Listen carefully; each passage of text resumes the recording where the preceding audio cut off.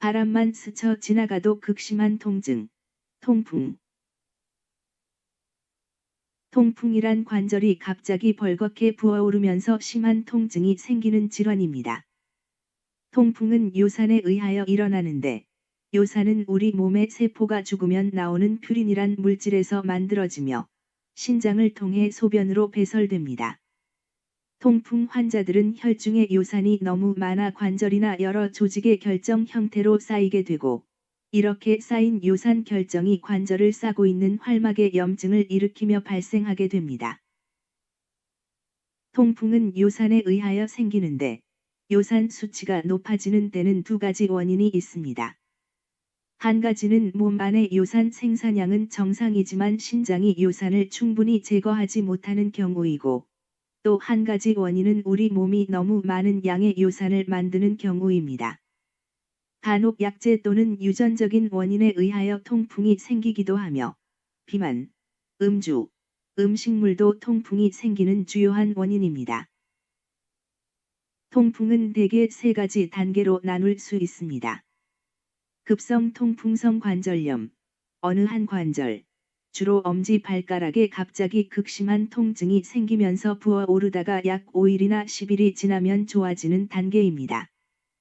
간헐적 통풍, 급성 통풍 발작 사이에 아무런 증상이 없는 시기입니다. 만성 통풍, 치료를 받지 않고 수년이 지난 후, 한 개 또는 여러 개의 관절의 지속적인 부종, 통증, 뻣뻣함이 나타나는 단계입니다. 약물요법. 갑자기 시작되는 엄지발가락의 심한 통증과 부어오름, 그리고 발적과 열감을 주요 증상으로 하는 급성 통풍성 관절염은 소염 진통제를 사용하여 통증을 조절합니다. 치료를 하지 않아도 일주일 정도 지나면 저절로 좋아지기도 합니다. 만성 통풍의 경우 1년에 2번 이상 통풍 발작이 있는 경우, 관절 부위의 요산 결절이 만져지는 경우, 요산에 의한 신장 결석이 있는 경우에는 적극적인 치료와 예방을 위해 요산 억제제나 요산 배출제 등이 복용됩니다. 식이요법. 퓨린 함량이 높은 식품 섭취 주의. 통풍의 원인이 되는 요산은 체내에서 합성되거나 식품에 들어있는 퓨린으로부터 합성됩니다. 따라서 혈중 요산 수치를 감소시키기 위해 퓨린 함량이 높은 식품의 섭취를 제한해야 합니다. 과도한 단백질 섭취 주의. 과량의 단백질 섭취는 체내에서 요산 생성을 증가시키므로 주의합니다. 육류, 생선, 가금류, 조개류의 과식을 피합니다. 정상 체중 유지.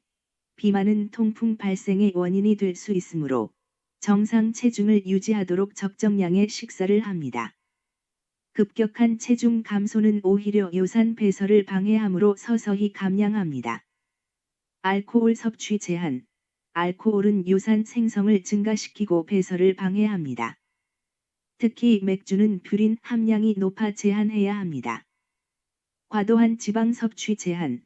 튀김, 크림류, 버터, 케이크 등은 요산 배설을 감소시킬 수 있으므로 주의합니다. 수분과 채소 섭취 충분히. 물은 하루 3리터 이상 충분히 마시고, 채소를 통해 섬유질과 비타민을 섭취합니다. 출처. 삼성서울병원 건강상식. 통풍은 단순히 관절이 아픈 병이 아닙니다. 많은 사람들이 엄지발가락이 좀 아픈 병 정도로 생각하지만, 통풍은 몸속 대사 이상이 관절로 드러난 경고 신호입니다. 1. 통풍의 통증은 왜 이렇게 극심할까? 통풍 환자들이 공통적으로 하는 말이 있습니다. 바람만 스쳐도 아프다. 이 표현은 결코 과장이 아닙니다. 요산 결정은 마치 유리 조각처럼 날카롭고, 이 결정이 관절 속에 쌓이면 몸은 이를 외부 침입자로 인식해 강한 염증 반응을 일으킵니다. 그 결과 관절은 붉게 달아오르고 열이 나며 살짝만 건드려도 참기 힘든 통증이 발생합니다. 2. 왜 하필 엄지발가락일까? 통풍이 처음 시작되는 부위는 대부분 발의 엄지발가락 관절입니다. 그 이유는 이 부위가 심장에서 가장 멀고 체온이 낮아 요산 결정이 쉽게 침착되기 때문입니다. 밤에 자는 동안 체온이 떨어지고 혈액순환이 느려질 때 요산 결정은 더욱 잘 쌓입니다. 그래서 통풍 발작은 새벽이나 아침에 갑작스럽게 찾아오는 경우가 많습니다. 3. 통풍은 왔다가 가는 병이 아니다. 급성 통풍 발작은 며칠 지나면 자연히 가라앉기도 합니다. 하지만 이것이 끝이 아닙니다. 아무런 관리 없이 방치하면 통풍은 다시 찾아오고 점점 더 자주, 더 심하게 나타납니다.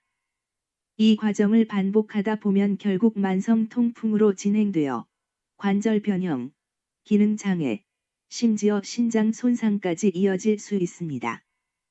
통풍은 아플 때만 치료하는 병이 아니라 평생 관리해야 하는 질환입니다. 4. 요산은 왜 쌓이는가? 요산은 몸에 꼭 필요 없는 노폐물입니다. 정상이라면 신장을 통해 소변으로 배출되어야 합니다. 하지만 신장 기능이 떨어졌거나 술과 고단백 식사를 자주 하거나 비만, 스트레스, 약물 영향이 있으면 요산은 배출되지 못하고 몸속에 쌓이게 됩니다. 이 요산이 관절이라는 약한 고리를 찾아 문제를 일으키는 것입니다. 5. 술과 통풍의 관계. 통풍 환자에게 술은 가장 큰 적입니다. 특히 맥주는 요산을 만드는 퓨린이 많고 알코올 자체도 요산 배설을 방해합니다. 조금만 마시면 괜찮다는 말은 통풍 앞에서는 통하지 않습니다. 통풍 관리의 첫걸음은 절주가 아니라 가능하면 금주입니다. 6. 음식보다 중요한 것은 습관. 통풍 식단에서 무엇을 먹느냐도 중요하지만 어떻게 먹느냐는 더 중요합니다. 과식하지 않기, 늦은 밤 야식 피하기, 충분한 수분 섭취, 규칙적인 식사 시간, 이런 기본적인 생활 습관이 요산 수치를 안정시키는 데 가장 큰 역할을 합니다. 7. 물은 최고의 약이다. 통풍 환자에게 가장 안전하고 효과적인 약은 바로 물입니다. 물을 충분히 마시면 요산이 소변으로 희석되어 배출되고 신장 결석의 위험도 줄어듭니다. 하루 10컵 이상 의식적으로 물을 마시는 습관은 통풍 관리의 핵심입니다. 8. 통풍은 몸이 보내는 마지막 경고. 통풍은 이제 생활을 바꾸지 않으면 안 된다는 몸의 마지막 경고일 수 있습니다.